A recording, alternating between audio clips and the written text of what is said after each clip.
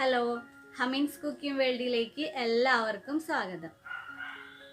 അപ്പോൾ ഞാനിന്ന് കാണിക്കാൻ പോണത് രണ്ട് നല്ല കല്ലൻ കണവ വാങ്ങിയിട്ടുണ്ട് കേട്ടോ. ഇത് വിഴിഞ്ഞം ഹാർബറിൻ്റെ അവിടെ നിന്ന് വാങ്ങിച്ചാണ്. കണ്ടോ, ഇത് വെച്ചിട്ടുള്ള ഒരു അടിപൊളി ഒരു റെസിപ്പിയാണ് ഞാനിന്ന് കാണിക്കുന്നത്. പിന്നെ ഇതിൻ്റെ ക്ലീനിങ് ഇന്നാൾ ഇതിൻ്റെ മുന്നേ ഞാനൊരു വീഡിയോ ഇട്ടിട്ടുണ്ടായിരുന്നു. അപ്പോൾ അതിൻ്റെ ക്ലീനിങ്ങും കൂടെ ഒന്ന് കാണിച്ചു തരണമെന്ന് പലരും കമൻ്റ് ഇട്ടിട്ടുണ്ടായിരുന്നു. അപ്പോൾ അതിൻ്റെ ഒരു ക്ലീനിങ്ങിൻ്റെ വീഡിയോ ഒക്കെ കൂടെയാണ് ഞാൻ ഇതിൽ ചെയ്യാൻ പോണത് കേട്ടോ. വീഡിയോ കാണുന്നതിൻ്റെ മുൻപേ നിങ്ങൾക്ക് എൻ്റെ ഈ ചാനൽ ഇഷ്ടപ്പെട്ടിട്ടുണ്ടെങ്കിൽ പ്ലീസ് ഒന്ന് സബ്സ്ക്രൈബ് ചെയ്തേക്കണേ. അപ്പോൾ നമുക്ക് വീഡിയോ നോക്കാം.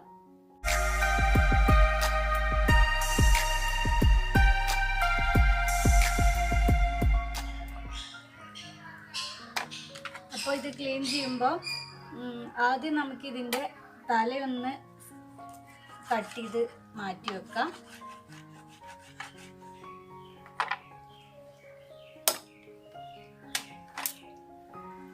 ഈ തലൻ്റെ അകത്തൊരു കുറച്ച് ഉറപ്പുള്ളൊരു ഭാഗം ഉണ്ട് കേട്ടോ, കുറച്ച് ഹാർഡായിട്ടുള്ളൊരു ഭാഗം. അത് നമ്മളങ്ങ് ഒഴിവാക്കണം. ഇതാണ് ഞാൻ പറഞ്ഞ ഹാർഡായിട്ടുള്ളൊരു ഭാഗം, ഒരു കല്ല് പോലുള്ളൊരു ഭാഗമാണ്. നമ്മൾ സാധാരണ നമ്മുടെ കണവൻ്റെ അകത്തുള്ള അതുപോലെ തന്നെ ഒരു ഭാഗമാണ് കേട്ടോ. ഇനിയിപ്പോൾ ഈ തലേൻ്റെ അവിടെ നിന്ന് വേറെ ഒന്നും കളയാനൊന്നുമില്ല. നമുക്കിതിനെ ചെറുതായിട്ട് കട്ട് ചെയ്യാം.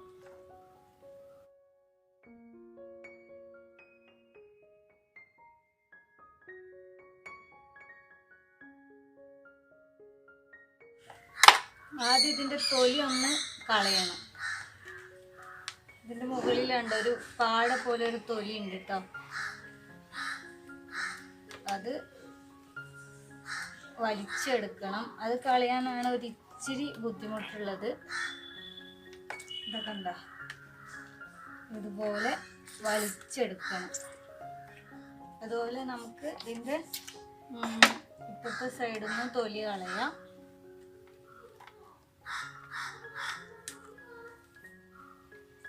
അങ്ങനെ തന്നെ വലിച്ചെടുക്കുക.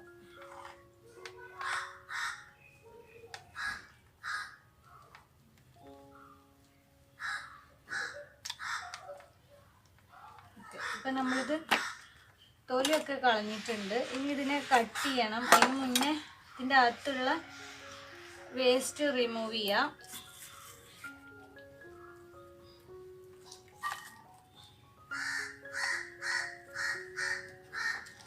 പിന്നെ ഞാൻ കാണിച്ചു തരാം. ഇതിൻ്റെ അകത്ത് കണ്ടോ, ഇതുപോലൊരു സാധനമുണ്ട്. ഇതും വേണ്ട, പക്ഷെ ഇത് നമ്മൾ ഉണക്കിയിട്ട് പൊടിച്ചു കഴിഞ്ഞാൽ നമ്മൾ വളർത്തുന്ന പക്ഷികൾക്കൊക്കെ തീറ്റായിട്ട് കൊടുക്കാമെന്ന് പറയുന്ന കേട്ടു. അതുകൊണ്ട് അത് ഞാൻ ഇവിടെ മാറ്റി വെക്കുന്നുണ്ട്. എന്നിട്ട് ചെറുതായിട്ട് കട്ട് ചെയ്യാം.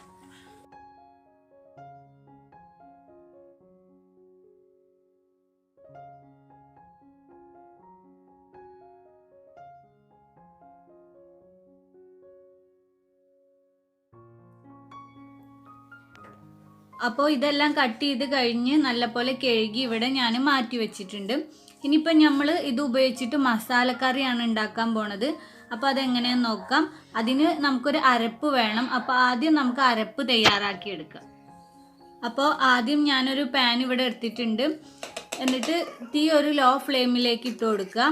തീ ലോ ഫ്ലെയിമിൽ വെച്ചതിന് ശേഷം ഞാനിപ്പോൾ ഇതിലേക്ക് ഒരു 1/2 ടീസ്പൂൺ മഞ്ഞൾപ്പൊടി, 1.5 ടേബിൾ സ്പൂണോളം മല്ലിപ്പൊടി, അതുപോലെ 1.5 ടേബിൾ സ്പൂണോളം തന്നെ മുളക് പൊടി എടുക്കുകയാണ്. മുളക് പൊടി പിന്നെ നിങ്ങളുടെ ഓരോരുത്തരുടെയും എരിവിനനുസരിച്ചിട്ട് എടുക്കാം. പിന്നെ ഇതിലേക്ക് ഞാനിപ്പോൾ 1 ടീസ്പൂണോളം പെരിഞ്ജീരകവും അതുപോലെ ഒരു ഇത്തിരി ഉലുവയും കൂടെ ഇട്ട് കൊടുക്കുകയാണ്. എന്നിട്ട് ഇതെല്ലാം കൂടെ ലോ ഫ്ലെയിമിലിട്ട് ഒരു 5 മിനിറ്റ് നന്നായിട്ടൊന്ന് വറുത്തെടുക്കുക. ഈ മസാലപ്പൊടികളുടെ പച്ചമണം പോണ വരെ ഒന്ന് ജസ്റ്റ് ഒന്ന് വറുത്തെടുക്കുക. അങ്ങനെ ഞാനിപ്പോൾ ഇത് വറുത്തെടുത്തിട്ടുണ്ട്. ഇനി ഫ്ലെയിം ഓഫ് ചെയ്തിട്ട് ജസ്റ്റ് ഒന്ന് ചൂട് പോകാനും വേണ്ടിയിട്ട് മാറ്റി വെക്കുക. അപ്പോഴത്തേക്കിന് നമുക്ക് അരപ്പ് റെഡിയാക്കാനുള്ള മിക്സി എടുക്കുക. ഇതിലേക്ക് ഇപ്പോൾ ഞാൻ കണ്ടോ ഇത്രയും പോകുന്നൊരു കഷ്ണം ഇഞ്ചി ഇട്ടിട്ടുണ്ട്. പിന്നെ കുറച്ച് വെളുത്തുള്ളി അല്ലി എടുത്തിട്ടുണ്ട് കേട്ടോ. ഇത്രയും എണ്ണം വെളുത്തുള്ളി അല്ലിയാണ് ഞാനിപ്പോൾ എടുത്തിട്ടുള്ളത്. പിന്നെ ഇതിലേക്ക് തന്നെ നമ്മളിപ്പം വറുത്ത് വച്ചിരിക്കുന്ന മസാലപ്പൊടികളില്ലേ, അതും കൂടെ ഇട്ട് കൊടുക്കുകയാണ്.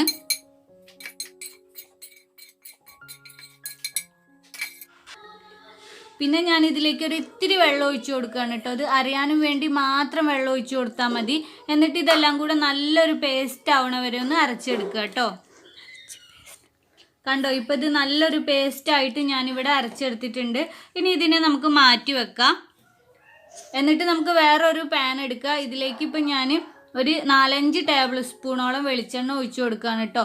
ഈ എണ്ണ ചൂടായിട്ട് വരുമ്പോൾ ഞാൻ ഇതിലേക്ക് ഫസ്റ്റ് ഇട്ട് കൊടുക്കാൻ പോകുന്നത് കറിവേപ്പിലയാണ്. കാരണം കറിവേപ്പില എണ്ണയിൽ ഒന്ന് മൂത്ത് കഴിഞ്ഞാൽ നമ്മൾ എന്ത് ഉണ്ടാക്കുകയാണെങ്കിലും അതിനൊരു പ്രത്യേക ടേസ്റ്റാണ് കേട്ടോ. അപ്പോൾ അതാണ് ഞാനിപ്പോൾ ഫസ്റ്റ് കറിവേപ്പില ഇട്ട് കൊടുത്തിട്ടുള്ളത്. കറിവേപ്പില ജസ്റ്റ് ഒരു മിനിറ്റ് ഒന്ന് ആകുമ്പോഴത്തേക്കിന് നല്ല പോലെ ഫ്രൈ ആയി മൂത്ത് വരും. ആ ഒരു സമയത്ത് ഞാൻ ഇതിലേക്ക് ഒരു 3 സവാള കട്ട് ചെയ്തതും പിന്നെ 2 പച്ചമുളകും കൂടെ ഇട്ട് കൊടുക്കുകയാണ്. പച്ചമുളകിൻ്റെ അളവ് നിങ്ങളുടെ എരിവിനനുസരിച്ചിട്ട് എടുക്കുക കേട്ടോ. ഞാനിപ്പോൾ എരിവ് കുറച്ചിട്ടാണ് ഉണ്ടാക്കുന്നത്. പിന്നെ സവാള പെട്ടെന്ന് വാടി വരാനും വേണ്ടിയിട്ട് ഞാൻ ഇതിലേക്ക് ഒരു 1/2 ടീസ്പൂൺ ഉപ്പും കൂടെ ചേർത്തേക്കാണ്. എന്നിട്ട് നല്ല പോലെ സവാള ഇളക്കി കൊടുത്തിട്ട് നല്ല ഗോൾഡൻ കളർ ആവുന്നത് വരെ ഒന്ന് വഴറ്റിയെടുക്കുക കേട്ടോ. ഇപ്പോൾ ഇതേ കണ്ടോ, സവാളയൊക്കെ നല്ല പോലെ ഒന്ന് സോഫ്റ്റ് ആയിട്ട് വന്നിട്ടുണ്ട്, നല്ല ഗോൾഡൻ കളറായിട്ട് വന്നിട്ടുണ്ട്. അപ്പോൾ ഇതിലേക്ക് നമ്മളിപ്പോൾ അരച്ചു വെച്ച ആ പേസ്റ്റില്ലേ അതും കൂടെ ചേർത്ത് കൊടുക്കുകയാണ്. എന്നിട്ട് ജസ്റ്റ് ഒന്ന് നല്ല പോലെ ഒന്ന് ഇളക്കി കൊടുക്കുക കേട്ടോ. സവാളയും ഈ മസാലയും കൂടെ ഒന്ന് ജസ്റ്റ് ഒന്ന് മിക്സ് ചെയ്തെടുക്കുക. അതിനുശേഷം നമ്മളിപ്പോൾ നേരത്തെ കട്ട് ചെയ്ത് വെച്ചിരിക്കുന്ന നമ്മുടെ മീനുണ്ടല്ലോ, ഫിഷ്, അതങ്ങ് ഇതിലേക്ക് ഇട്ട് കൊടുക്കുക. ഇതിൻ്റെ കൂടെ തന്നെ ഞാനിപ്പോൾ ഒരു 2 വലിയ തക്കാളി ഇതുപോലെ അല്പം മീഡിയം സൈസായിട്ട് കട്ട് ചെയ്തതും കൂടെ ഇട്ട് കൊടുക്കുകയാണ്. എന്നിട്ട് നമുക്കിതിലേക്ക് ആവശ്യത്തിന് ഉപ്പും കൂടെ ചേർക്കുക. പിന്നെ നല്ല പോലെ ഒന്ന് ഇളക്കി മിക്സ് ചെയ്ത് കൊടുക്കുക.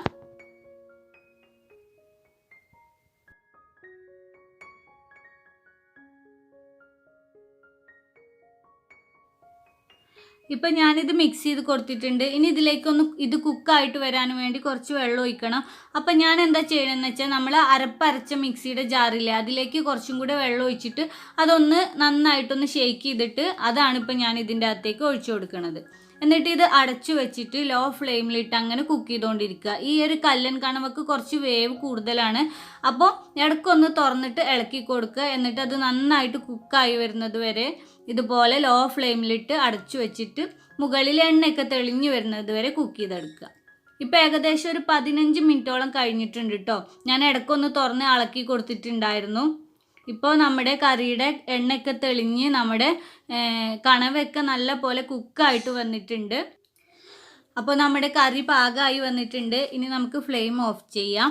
ഇത് നമുക്ക് ചോറിൻ്റെയും ചപ്പാത്തിയുടെ കൂടെയൊക്കെ കഴിക്കാൻ പറ്റിയ ഒരു അടിപൊളി കറിയാണ് കേട്ടോ. ഈ കല്ലൻ കണവയൊക്കെ കിട്ടുന്നവരുണ്ടെങ്കിൽ തീർച്ചയായിട്ടും വാങ്ങി ട്രൈ ചെയ്ത് നോക്കുക, നല്ല ടേസ്റ്റാണ്. അപ്പോൾ നിങ്ങൾക്ക് എൻ്റെ ഈ വീഡിയോ ഇഷ്ടപ്പെട്ടിട്ടുണ്ടെന്ന് വിചാരിക്കുന്നു. ഇഷ്ടമായിട്ടുണ്ടെങ്കിൽ ലൈക്ക് ചെയ്യുക, ഷെയർ ചെയ്യുക, അതുപോലെ നിങ്ങളുടെ അഭിപ്രായങ്ങളൊക്കെ ഒന്ന് കമൻറ്റ് ചെയ്യുക കേട്ടോ. പിന്നെ ഈ വീഡിയോ കണ്ടുകൊണ്ടിരിക്കുന്ന ആരെങ്കിലും എൻ്റെ ചാനൽ സബ്സ്ക്രൈബ് ചെയ്യാത്തവരുണ്ടെങ്കിൽ നിങ്ങൾക്ക് എൻ്റെ ഈ വീഡിയോ ഇഷ്ടപ്പെട്ടിട്ടുണ്ടെങ്കിൽ പ്ലീസ് ഒന്ന് സബ്സ്ക്രൈബ് ചെയ്തേക്കണേ. സബ്സ്ക്രൈബ് ചെയ്താൽ മാത്രം പോരാ, തുടർന്ന് വരുന്ന ബെല്ലൈക്കണും അതിനുശേഷം വരുന്ന ഓൾ എന്ന ഓപ്ഷനും കൂടെ പ്രസ് ചെയ്ത് വെക്കണേ.